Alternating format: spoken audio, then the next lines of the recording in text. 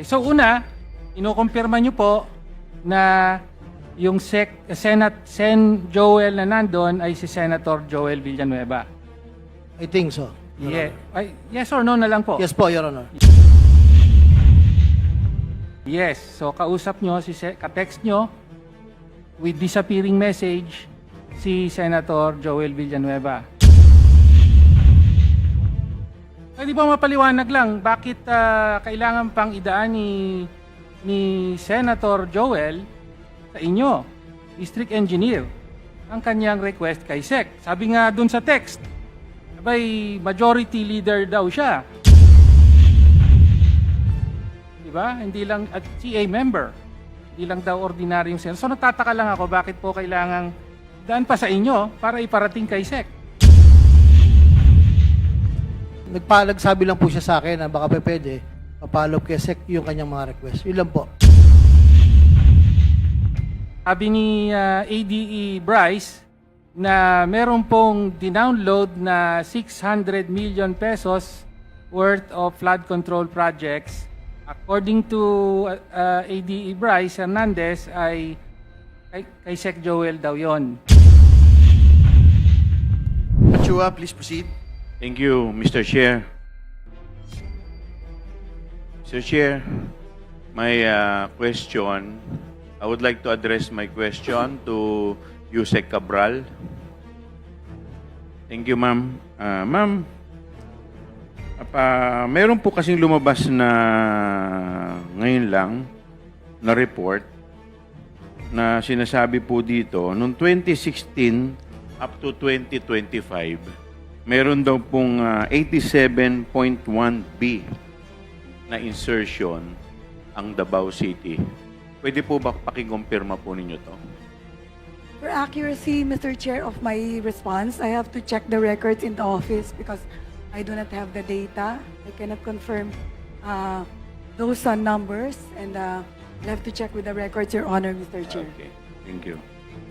Now, dito po sa 2016 to 2025, 48.4B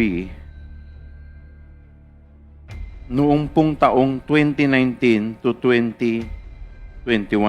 That is 60% of the 81.1B na infra project for that period. Pwede po ba pakiconfirm po ito? Again, Your Honor, Mr. Chair, I have to check the records to be Okay, accurate. ito pong may lumabas po dito sa Politico.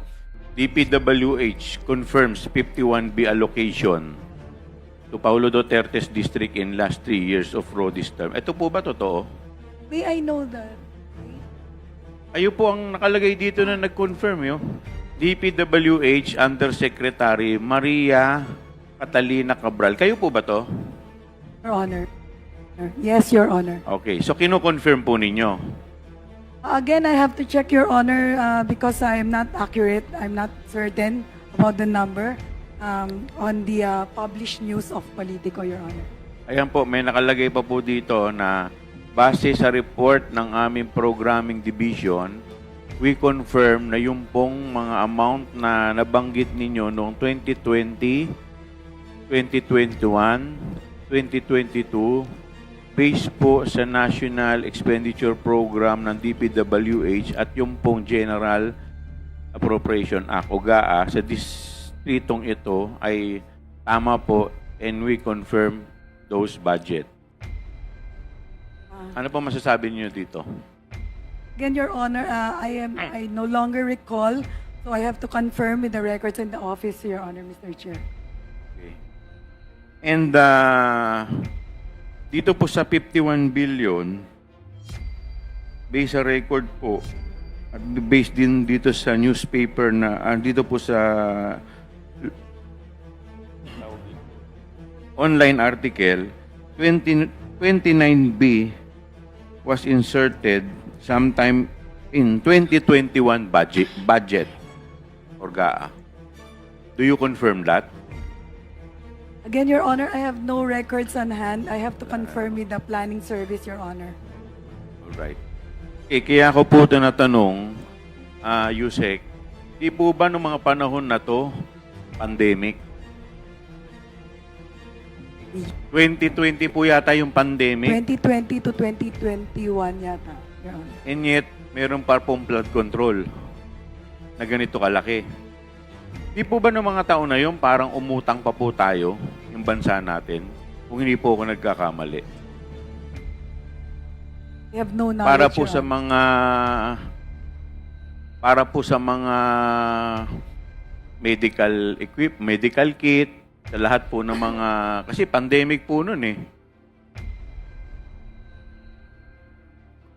I have no knowledge of the... Kasi pangungutang po. kung ganito po kalaki to, bakit pa po tayo ng utang? Di sana ito na lang po ay ginamit na lang natin para po sana hindi na po tayo ng utang. Sige, okay. Sandali na po, Chairman Joel. I will confront you with the quote in the news report. Kasi kanina po yung sinasabi na hindi nyo maalala. Ipapaalala ko sa inyo. This is the Politico article.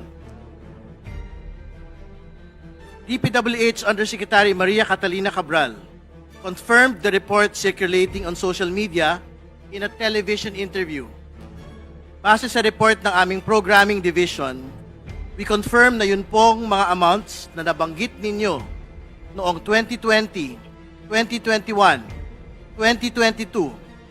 Base po sa National Expenditure Program, NEP, ng DPWH at yun pong General Appropriations Act, GAA, sa distritong ito, ay tama po and we confirm those budget. So, naalala niyo na po ba, Undersecretary Cabral? I guess I clearly remember, Your Honor. I think there was an interview that time. No, it's just a question of a yes or a no. Do you Yeah. remember it or no? Because it's Yes, Your it's an Honor. actual quote. Okay. Yes, Your Honor. Kung ano. Yes, what? Yes. Yes, you remember or yes, you don't remember? I don't remember No, I am exactly. confronting with you. I am confronting you with the actual quote. Ah. So the only question there is, do you remember stating that quote or you do not remember stating that quote?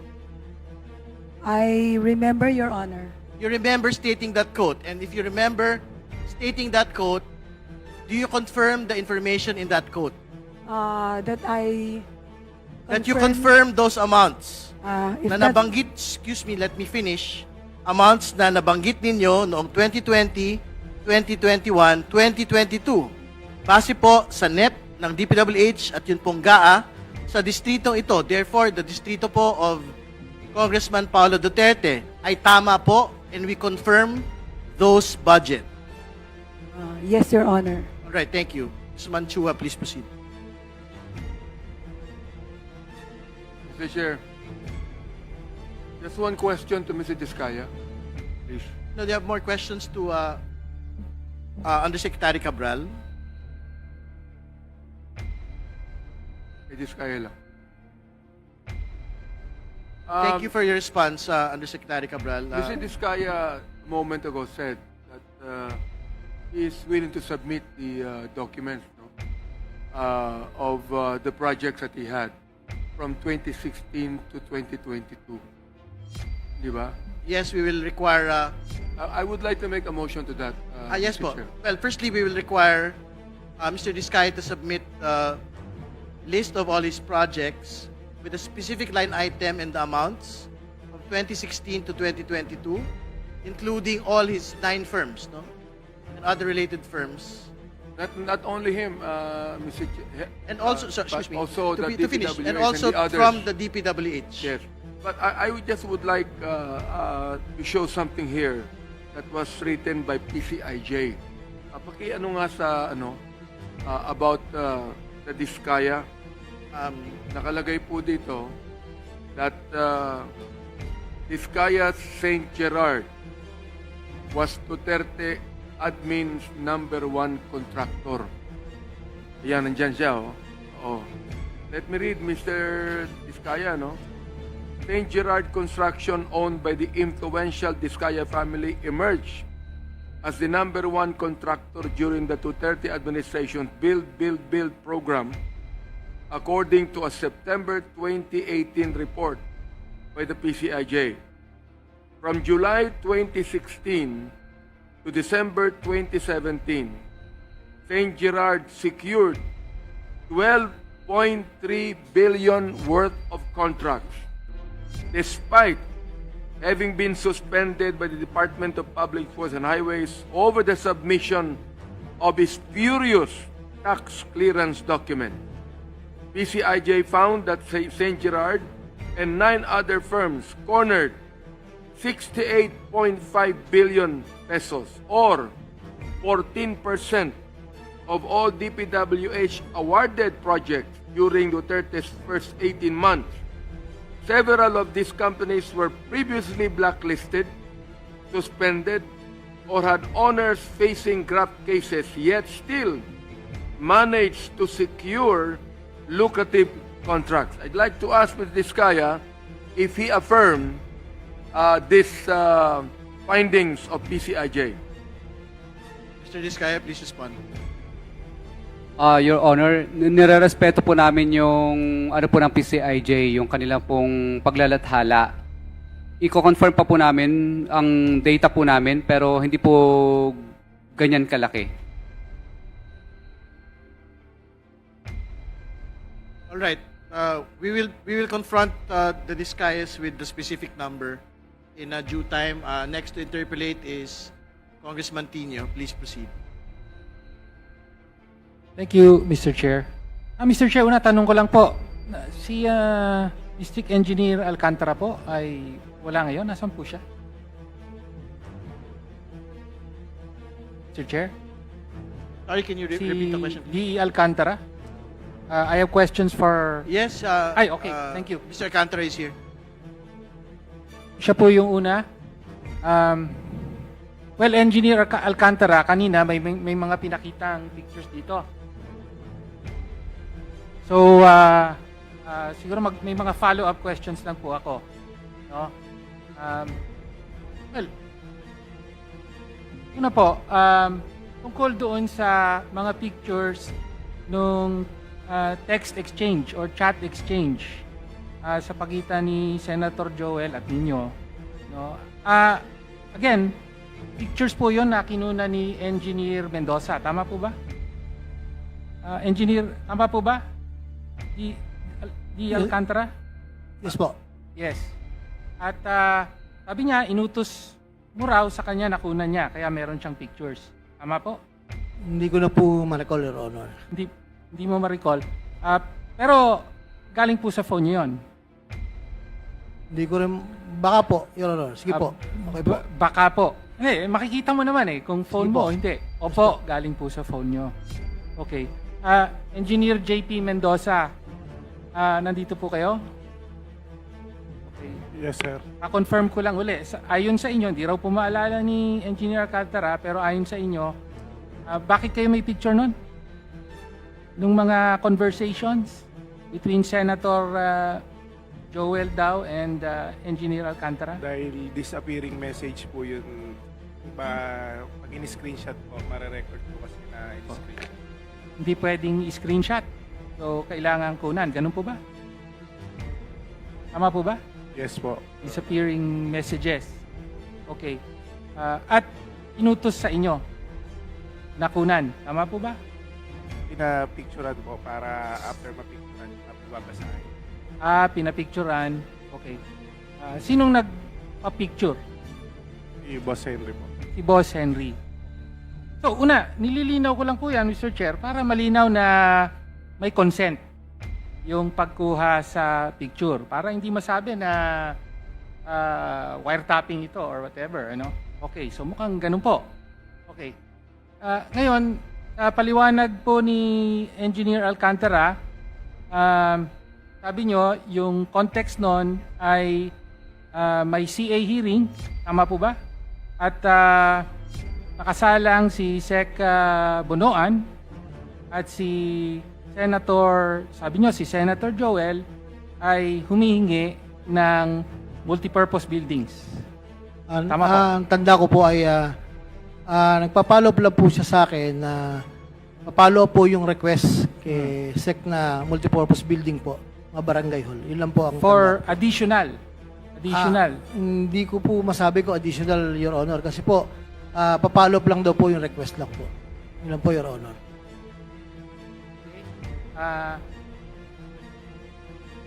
Nagre-request po siya ng mga multi-purpose building kay Secretary at the time. Yun po yung sinabi nyo kanina. Yun po yung nabasa ko po sa nilalabas po nila, Your Honor. Okay. Hindi, kino-quote kita. Yun ang paliwanag mo. No? Okay. At tama ba, pinarating mo kay Sec Bunoan? Opo, sinabi ko lang po na papalo up lang po si Sen ng mga request niya po. Yun lang Okay. po. Okay. So una, kinukumpirma nyo po na yung Sen Joel na nandun ay si Senator Joel Villanueva. I think so. Your Yeah. Honor. Ay, yes or no na lang po? Yes po, Your Honor. Yes. So kausap nyo, ka-text nyo with disappearing message si Senator Joel Villanueva. Tapos pangalawa, kinukumpirma nyo rin na si Senator Joel ay nagpapadaan ng mga follow-up sa inyo. Tama po? Nakikisuyo lang po na papalo up po. Nakikisuyo po. At kayo naman, pinaparating nyo kay Sec. Yes po. Tama po. Pwede ba mapaliwanag lang bakit kailangan pang idaan ni Senator Joel sa inyo, District Engineer, ang kanyang request kay Sec? Sabi nga dun sa text, abay, majority leader daw siya. Diba? Hindi lang at CA member. Hindi lang daw ordinaryong senator. So nagtataka lang ako bakit po kailangang daan pa sa inyo para iparating kay Sec. Hindi ko po alam yung Hindi nyo na alam. dahilan niya. Okay. Actually, isang bayan lang po kasi kami. Nagsabi lang po siya sa akin na baka pwede papalo up kay Sec yung kanyang mga request. Yun lang po. Okay. So, yan lang po ba ang pagkakataon na nagdadaan siya ng mga follow-up at request sa inyo? Yun lang pong time na yun, yung sa mga multipurpose building po. Kaisa-isang pagkakataon lang din nangyari yan, ha? Under oath po kayo? Yes, I think Yes. the following year, ang sabi niya lang po sa akin ay magre-request uli siya, pero wala na po kami naging usapan. Wala na po. Kasi po, kanina, sabi ni ADE Bryce na meron pong dinownload na 600 million pesos worth of flood control projects. According to ADE Bryce Hernandez, ay kay Sec Joel daw yon. Tama po ba? Inisa-isa pa kanina yung mga proyekto. Hindi ko po alam, Your Honor, kasi po, Hindi nyo na alam. sabi ko nga po, pag Oh. lumalabas na po sa GAA, wala po kaming knowledge doon kung saan po. Wala. Pero sa district mo yon. Yes, Your Honor, At lumalabas syempre, po. lahat ng proyekto alam mo. Your Honor. Tama. Okay. At yung mga proyekto niya, alam din kaya ni Sec Bunoan ito? Hindi ko po alam dahil Hindi mo na alam. according to Secretary and even Yusek Cabral, na wala po kaming knowledge about the GAA po. At dun sa text kanina, mayroon pang pagbanggit. Magkita tayo bukas ba yon 6 p.m. sa JIL. Tama po ba? Yes po, Your Honor. Pwedeng pakipaliwanag po yung bahagi na yon ng text. Sabi niya po sa akin na kung pwede magkita po kami sa JIL. Meron, I think, at that time, Saan po yung ano po yung JIL at saan po yun? Saan kayo magkikita? sa Bukawi po. Sa Bukawi. Ano yung JIL na yon? Ano yun? Timbahan ba yun? Ano yun? Actually, yung po yung school po nila, tapos School. may residence po yata St. Joel doon. So, just for the record, ang ibig po sabihin ng JIL ay Jesus Lord. Jesus is Lord. So, sa school po yon. I think po, yes Sa po. Bukawi. Okay. So, malinaw po yon. Meron kayong ganong relasyon. Masasabi nyo bang malapit ang relasyon nyo kay Senator Joel? Hindi po, Your Honor, kasi po, kung matatandaan nyo po, I think 2023 during budget hearing, parang nga po nagko-complain siya sa distrito namin. Mga ganun lang po. Pero we're not that close po. Hindi ko po siya personal na kaibigan-kaibigan. Magkakilala lang po. Not that close, pero ikaw pa ang kinokontak niya para mag-follow up kay Sec Bunoan. Hindi naman po. Ay, Hindi naman po. hindi. Kanina Yun lang, lang po. na-establish na natin. Yun lang po, sir. Sige, hanggang doon na po muna. Ngayon,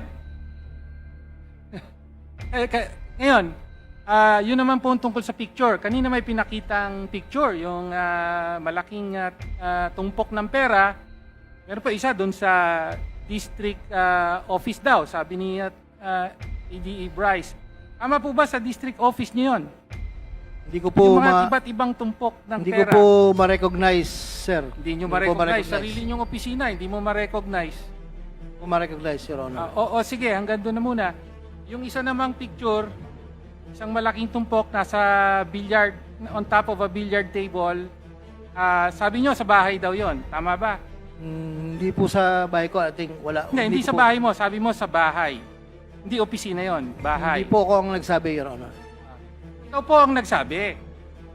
Sinabi nyo kanina, yung pera na yan, yung nasa bahay, ayun po to, sinabi nyo lang kanina, yung nasa bahay, I think po na yan po ay pera ng kontraktor po na nakolekta gamit ang ibang lisensya. Yung po ang Lang po pagkakatanda ko. dinala at nagkatuwaan po na picturean po yan. Yes, Your Honor. It's not for the proponent, Your Honor. Wala pong ganun, Your Honor, na proponent. Yes, sir. Pero yun yung sinabi nyo kanina. Bilanggit ko po na yan po yung pera ng kontraktor na dinala po nung may-ari ng license. Okay. Pwede po bang ipaliwanag nyo? Medyo nalilito ako. No, dahil una, kino-confirm nyo yung picture, kino-confirm nyo na alam nyo yun, kino-confirm nyo na nandun kayo, di ba? At ang sinasabi nyo ay may tumpok na pera yung kontraktor na nagpagamit ng lisensya. Pakipaliwanag po. Di po. Ang tanda po ko po dyan, may mga kaibigan po na nakikigamit po ng lisensya ng ibang kontraktor. Okay. Nagkataon po na yun po ay sabay-sabay na kolekta. Maraming, dalawa, tatlong magkakaibigan po. Dinala lang po doon. Ako po yung huli na dumating doon. Nakita ko nga po na pinipicturean po ng mga kaibigan po. Yun lang po. Mga kaibigan po. Okay. Okay, so ano po yung bakit po may pera yung nagpapagamit ng lisensya? Paki-explain. Hindi ko maintindihan 'yan. Yun po ay halimbawa po, natapos na po nung tao yung project po. Oh, Yung pong koleksyon ay dadaan po sa may-ari ng lisensya. okay. Tapos ibibigay niya na po doon sa mismong gumawa po. Okay. So in other words, yung may lisensya, yun ang yun yung nanalo sa bidding. Yes para po. sa proyekto, Opo. sa public works contract. Tama Yes po. po, Your Honor. Ang nanalo sa bidding, kayo nag-award sa kanya.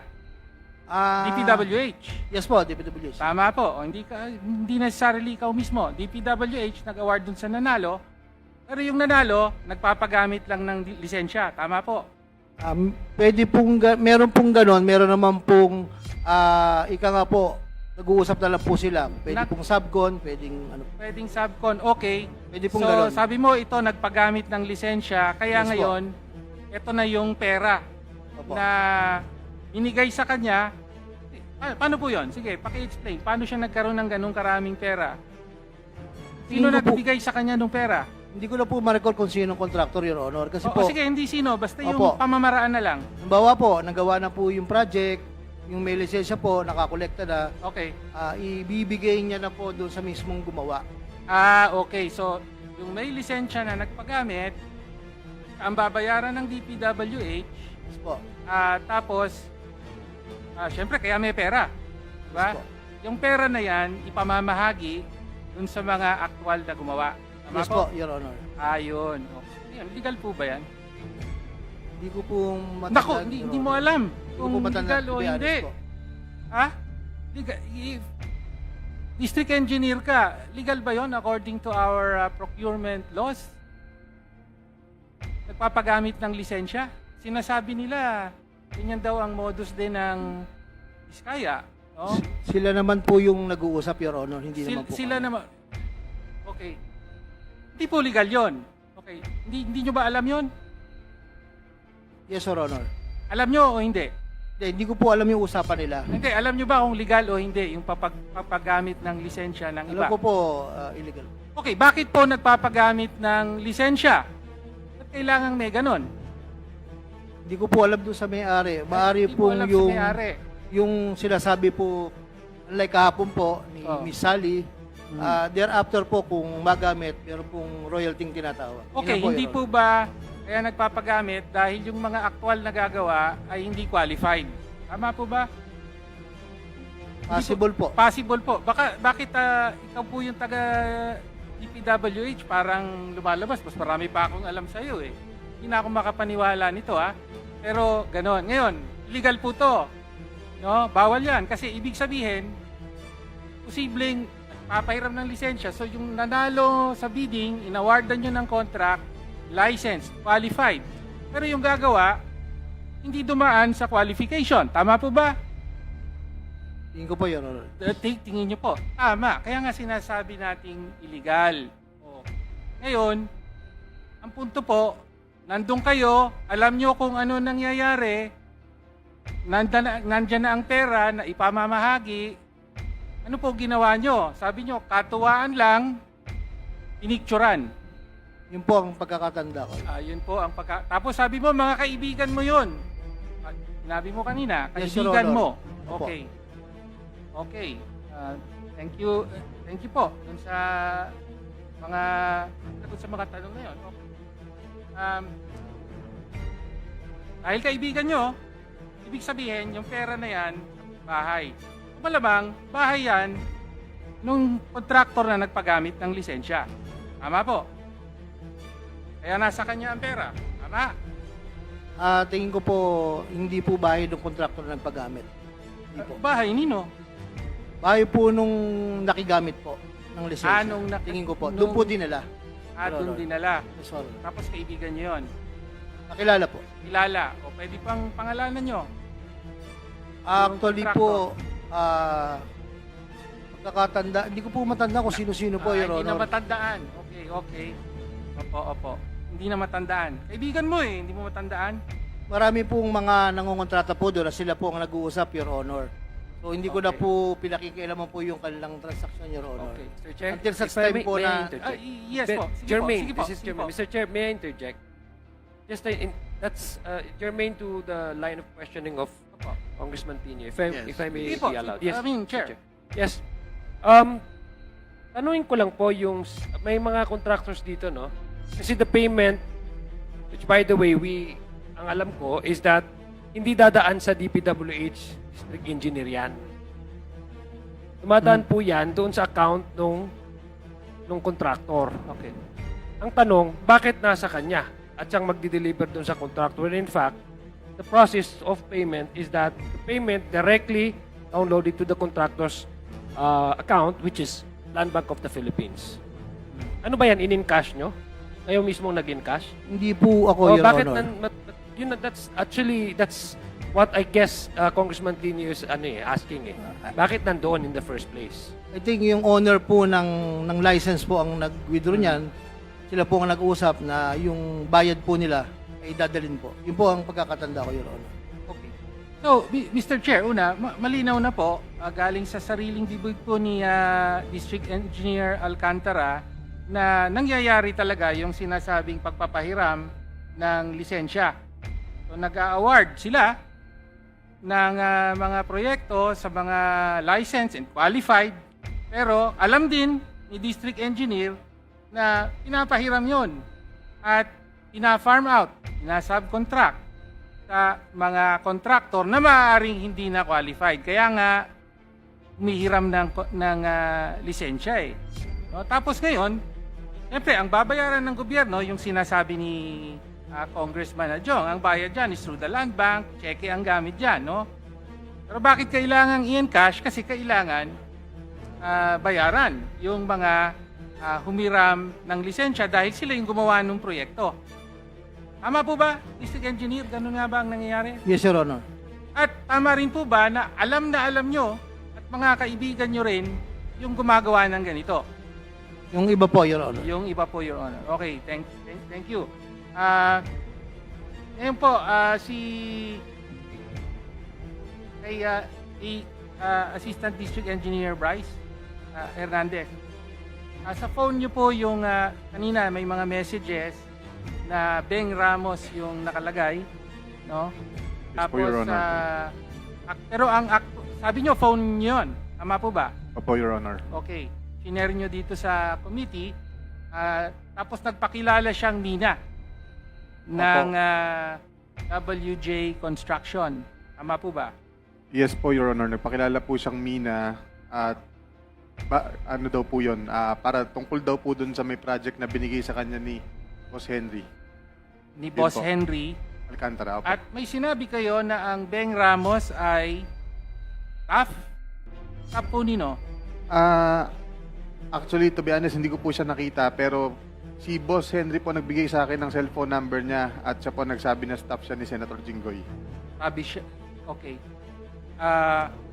Well, pa-confirm natin kay District Engineer Alcantara. Respectfully Binigyan niyo po deny. ba ng number? Respectfully deny it, Your Honor. You deny. Okay. O sige, you deny na po. Pero ang sinasabi nyo, yung conversation na yon, tungkol saan po yon?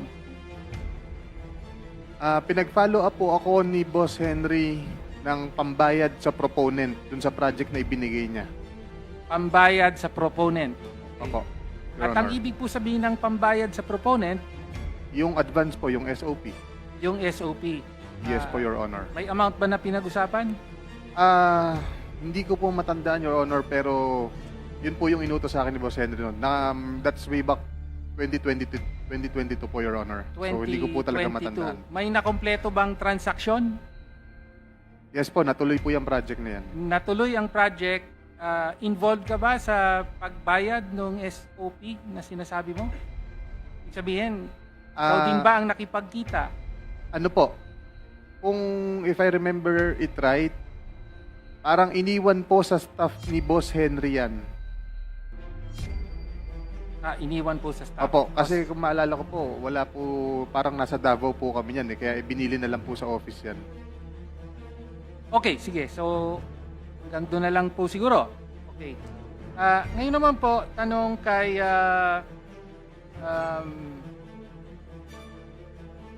Mr. Diskaya po. No? So, paulit-ulit na tinatanong po ay meron po ba talagang mga dagdag na pangalan sa listahan sa inilista nyo sa inyong affidavit? No? Again, meron po ba? Your Honor, wala po. Wala po. Wala po. Okay. So, ang sinasabi nyo po ay, kailan po kayo nagsimula bilang contractor? Year 2003 po. Year 2003. Tapos, kailan kayo talagang lumaki bilang contractor? Lumaki po kami nung mga, ano pa po, 2012. 2012. Dahan-dahan na po kaming lumaki. Lumaki. Okay. Tapos, ano naman yung sinabi sa Senado na 2016 po talaga yung talagang lumaki ng husto ang inyong negosyo? Bakit po 2016? Wala pong, hindi po ganun, Your Honor, hindi po ganun. Hindi, viral yun eh. Yung tinatanong ni Senator Jinggoy. Tapos 2016 daw po. Sa flood control, yun yata yun. Tama ba? Your Honor, hindi ko po kasi hinarinig yung detalye po na yun. O sige. Okay. So, ang sinasabi nyo ay kailan nga? 2002 kayo nagsimula? 2003 po, Your Honor. 2003. Ang sinasabi nyo, mula 2003 hanggang 2025 ngayon ay ang allegedly nilagyan nyo lang o binigyan nyo ng SOP ay yung pinangalanan nyo. Yun po ang sinasabi nyo. Yes po, Your Honor. Yes po. Hindi po bukal sa loob po. Anong ibig sabihin nung hindi po bukal? Napilitan lang po kami, Your Honor. Okay. Pero sa buong halos mahigit 2 dekada na kontraktor kayo, ang sinasabi nyo ay yung, ilan po yung mga pangalang binigay nyo? 18 ba yon? 18? Ilan po? 18 po, Your Honor, halos. So yan lang po ang 18 politiko na nilagyan nyo ng hindi bukal sa inyong kalooban. Pinilit po kaming hingan. Pinilit kayo. Yung kusa na binigyan nyo? Wala po, Your Honor. Ayaw po namin magbigay. Wala po. So, ang sinasabi nyo, 18 lang. No, sa mahigit 20 years na contractor kayo. Okay, parang ewan ko kung maniniwala ang publiko dyan. Pero pinaninindigan nyo na 18 lang, yung mga pinangalanan nyo lang. Pero, again, kanina po, balikan natin yung sinabi nyo. Tinatanong kayo ni Congresswoman De Lima, yun po bang mga hindi nyo pinangalanan dito, mga miyembro pa rin ng House of Representatives o miyembro na ng Senado? Yun po ang tanong ni Congresswoman De Lima. Sabi nyo, Your Honor, I invoke po muna my rights. Oh. Okay? Then, nung tinanong ka, anong ibig mo sabihin? Ang sagot ko po, hindi pa po ako sigurado sa mga dokumento ng iba pong pwedeng mabanggit. Sinabi nyo po yon. Your Honor, Sinabi nyo po, may iba pang pwedeng mabanggit, pero hindi pa kayo sigurado sa dokumento. Your Honor, Yun ang sinabi nyo. Your Honor, ilang araw na po kasi akong walang tulog dahil po nilusob po kami ng mga nagrarally. Kaya okay. po, yung isip ko po ay hindi po masyadong malinaw po yung pagkakadinig ko sa tanong po. Hindi malinaw. Pero malinaw na malinaw yung sagot mo eh. May mga iba ka pang pwedeng mabanggit, kaya lang hindi ka lang sigurado sa dokumento. Actually, ganda nga yun dahil gusto mong banggitin yung meron ng dokumento. Tama? Diba? At sabi mo, yung sa binanggit mo, meron ka ng dokumento. Tama po ba? Yung 18 na binanggit mo, sabi mo, merong mga ledger, mga pinapirmahan kayo, or may resibo. Your Honor, Nasa affidavit mo yon, tama ba? Your Honor, yung ledger po is hindi po pinirmahan nila. O hindi pinirmahan, pero Copy lang sabi po mo namin. meron kang mga documentary evidence. By the way, Mr. Chair, meron na po ba tayo nung supporting documentary evidence dun sa mga allegations niya? Sabi niya Wala meron daw eh. Wala pa. Wala pa po. You haven't been furnished yet. Sinabit niyo po ba yan sa Senado? Your Honor, wala pa po. Wala pa po. Pwede bang isubmit nyo rito? Yes po, Your Honor. Kasama sa binanggit mo sa affidavit mo, dapat isama rito. Ngayon ba dala nyo?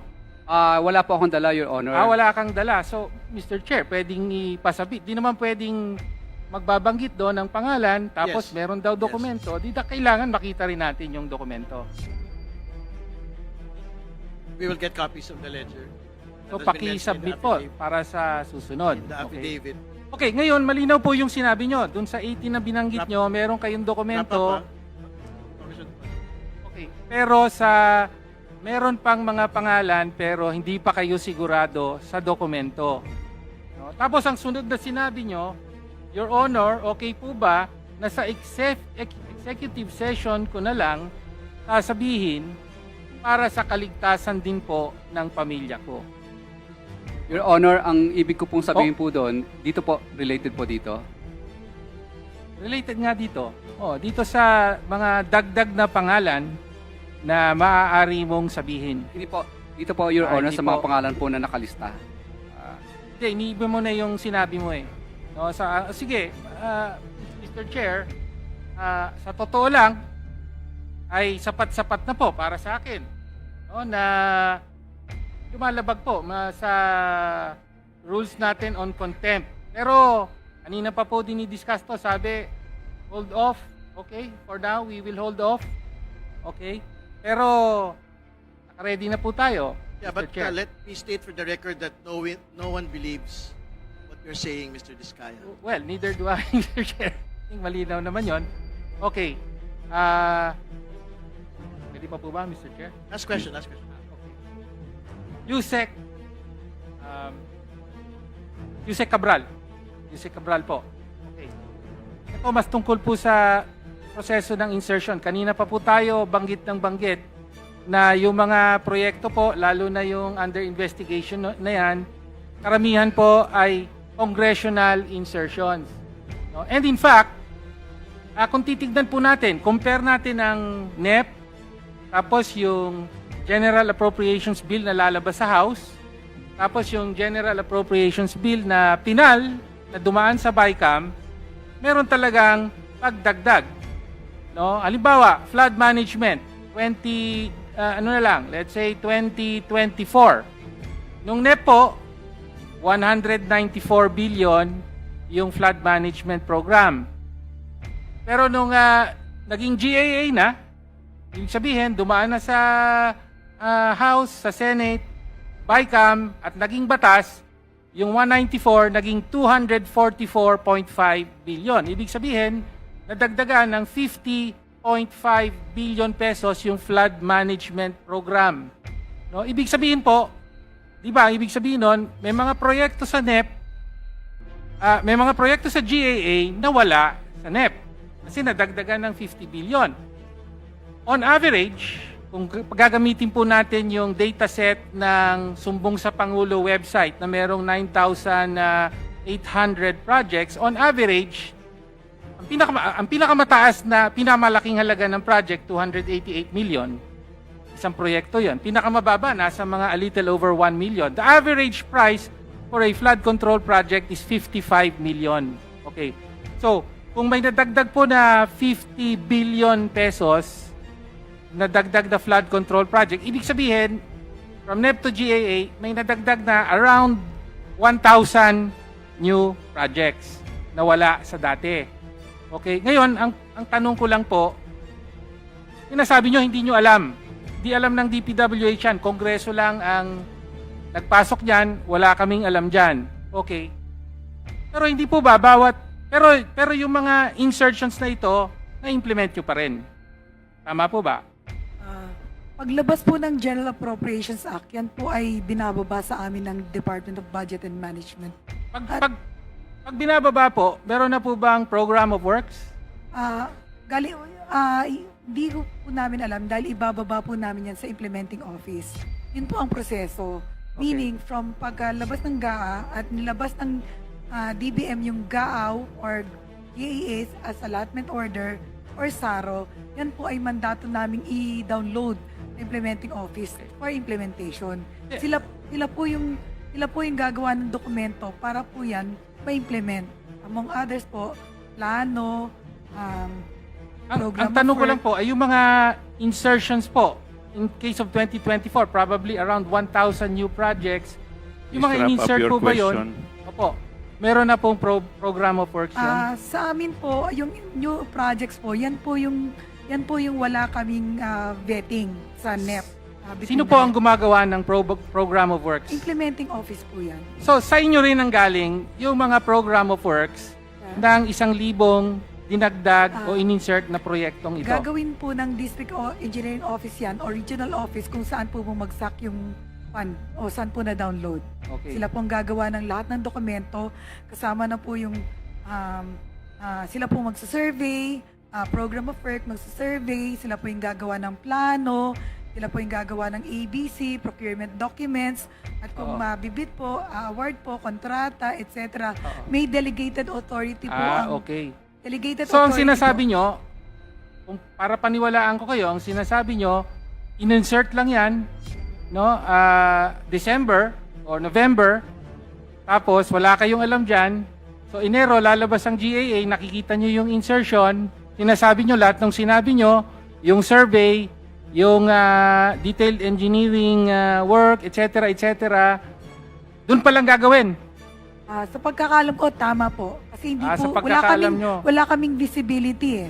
Wala kayong visibility. Opo, so, O baka naman yung mga ini-insert, meron na ring program of works, ginawa nyo na rin.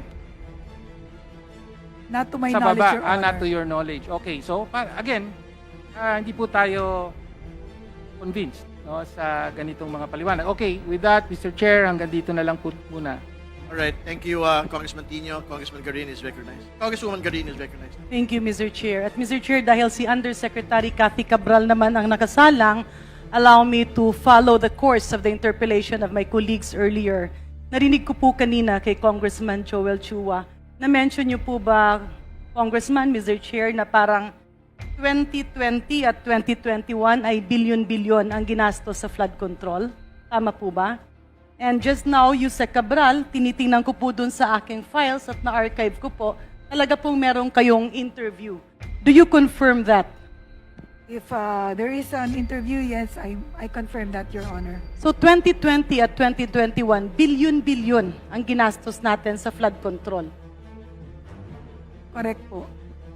Nung nakaraang hearing po kasi, nagtanong ako dun sa parang binisita ni Pangulo na proyekto, yung parang mga bato-bato ba yun? Nakalimutan ko yung anong pangalan nun. Did the Department of Public Works and Highways submit a report on that, Mr. Chair? I think that is rock netting. Meron na po bang mga dokumentong binigay? I don't think any document has been submitted. So, okay, Mr. Chair. Matanong ko na lang po si Yusek Cabral dahil siya naman yung nandiyan na nakasala ngayon. Noong pong panahon na ito, 2020, 2021, 2022, pandemic and immediately post-pandemic, gumastos din po ba tayo ng bilyon-bilyon sa rock netting? I will not have any knowledge directly about rock netting because that is part of operations, yung pong program of work. Mr. Chair, if I may, Undersecretary Cabral, kayo po ay nasa operations at nasa planning. Apo ako sa operations. You're planning. Undersecretary for Planning. Planning and PPP po. You're also Undersecretary for IT. 2 weeks pa lang po. Okay. Bilang Undersecretary ng Planning, dun po ba nakasaad yung mga lista? Di po ba sa budget natin naka-line item? Ibig sabihin, bawat proyekto ay talagang nakasulat yan isa-isa. Tama po ba, Mr. Chair? Undersecretary Cabral? Naka-line item po, Your Honor. Ibig sabihin, yan po ay parte ng trabaho ng opisina mo at direkta mong nakikita itong mga nakasulat doon. Yes, Your Honor. Pero wala akong nakikitang eksaktong rock netting dun sa General Appropriations Ano Act. po ang flood- DPWH terminology on that? Flood mitigation structure. And marami po kasing klase yung flood So mitigation parang medyo structure. kasama rin siya, kamag-anak siya ng flood control. Opo, revetment, sabi, dye. Pasensya na, Mr. Chair, ha? I don't, sana hindi ma-offend si Yusek Cabral. Medyo malapit po kasi kayo kay Sir Carly Diskaya. I believe as a doctor, hindi po nakakahawa ang selective amnesia. With that, Mr. Chair, may I proceed? Ulitin ko lang po, sa inyo pong naalala, kasi binisita ng Pangulo, may pondo po ba na ginastos dito or wala? He will tao ng eksaktong project so that we can get in the office those details, Your Honor, Mr. Chair. So again, Mr. Chair, may I reiterate my request during the previous hearing for these documents. May I ask a personal opinion of Undersecretary Cabral, having been in government for long? Nung panahon ng 2020 at 2021, maalala niyo po maraming lockdown. Yes, Your Alala. Honor. Okay. Yung bang ginastos natin ng ilang bilyon sa 2020 and 2021 and 2022 on flood control and mga bato-bato, yung po ba inutang o hindi? I wouldn't know, Your Honor, yung... Pero sa personal mong pananaw, bilang isang Pilipina at bilang isang kawani at opisyal ng gobyerno, sa pananaw mo ba, if you were given a choice, at sa pagkakaalam ng buong Pilipinas, na bilyon-bilyon at hindi ko alam kung umabot ng trilyon ang inutang natin ng pandemya para sa bakuna, supplies, sweldo ng ating mga kawani sa kalusugan, and even up to now, we are still paying the allowances and salaries of healthcare workers, so much so na yung pondo ng PhilHealth ay kinuha at pinambayad na sweldo ng ilang mga taon pa nung nakaraang pandemya. So my question, Mr. Chair, sa personal niyo pong pananaw, if you were the decision maker, Yusek Cathy Cabral, sa pananaw mo ba, mas maiging ginastos ito sa pandemya at hindi na tayo nangutang kesa na nangutang pa tayo para sa kalusugan, pero yung pondo ng gobyerno na bilyon-bilyon ay ginastos sa flood control? You asked for my personal opinion, Yes, and Madam. I would say yes. Maraming salamat po. And let me go back, Mr. Chair, kasi kanina nga, nagkaroon ng maraming katanungan kay Mr.